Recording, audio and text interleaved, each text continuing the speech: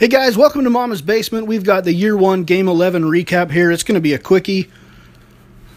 So Southern Utah falls to South Alabama. They improved to 7-3, 5-1 in the Sun Belt Conference. They are one of the top teams out in the Sun Belt. 41-21 was the final score. We had 21 first downs to their 19. 436 yards of total offense for South Alabama. We had 369. We moved the ball quite well. Ran the ball quite well, 37 carries for 140 yards, 3 touchdowns. We are 20 of 40 passing for 229 yards. We gave up 358 yards passing. I believe that is a season high that we have given up. Third down conversions, they were 7 of 15. We are 6 of 13. Our 4 turnovers really cost us dearly, and they had 1 turnover. We lost 2 fumbles and were intercepted twice on the day.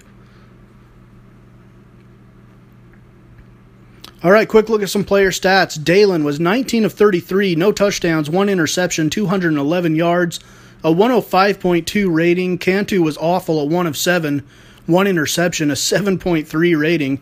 It's about as bad as you can get. Of course, he didn't throw many passes, and we yanked him out of the game pretty quickly.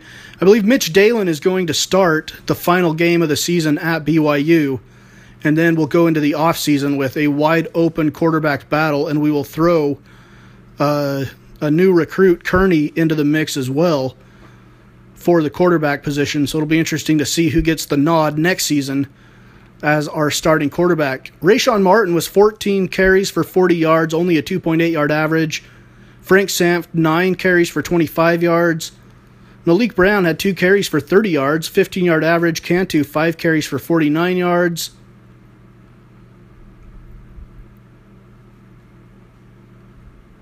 Easton Peterson had 4 catches for 56 yards on the day. McNabb had 3 for 61.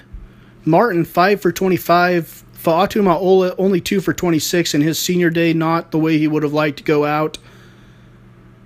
Christopher Robinson, 1 catch for 18 yards. CJ Morgan, 1 for 14.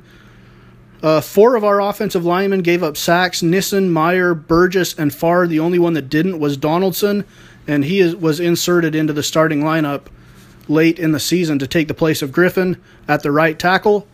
LaShawn Sims had 8 tackles. Zach Browning had 7 and 1 interception. Collette had 6. Austin Anderson had a sack that came on a 4th down. That was a good play for us.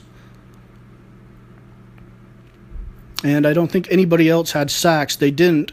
Cook did not attempt a field goal, and he was 3 for 3 on PATs. Miller had a 42-yard average punting and a 38.5 average net. Not bad. He had 1 inside the 20. A good day for him punting.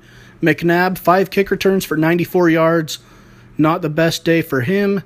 And only 1 punt return for 3 yards. All right, on to South Alabama. Cole Garvin, 31 of 45, 358 yards, 2 touchdowns, 1 interception. Completed 68% of his passes and had a 145.9 passer rating. Xavier Johnson, 14 carries for 44 yards, a 3.1 yard average, a touchdown. Garvin also had a touchdown for South Alabama, but they did most of their damage through the air. Jameer Taylor, 8 catches for 98 yards. Xavier Johnson, 6 for 60. McGee, 6 for 86. Kuchera, 5 for 80. Those were the main players. 2 touchdowns for McGee on the day for South Alabama. On the offensive line, they gave up 1 sack. Williams did that. Esposito had a pancake block. Defensively, Lawrence, 7 tackles. Mills had 1 sack. Allen had a sack. Gibson had a sack. Grayer had a sack. Allen also had an interception to go along with his 5 tackles. Kicking-wise, Patterson was 2 of 2 on field goals, a long of 25. He was 5 of 5 on PATs.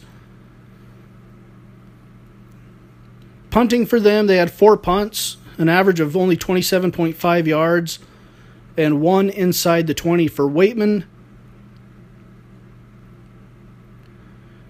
And returning, Ayula had 2 for 65 yards. And on punt returns, he had 1 for 6 yards. That's all. All right, that is the recap of the South Alabama game. Up next, we're going to preview the final game of Year 1 against BYU in Provo. Next, here on Mama's Basement.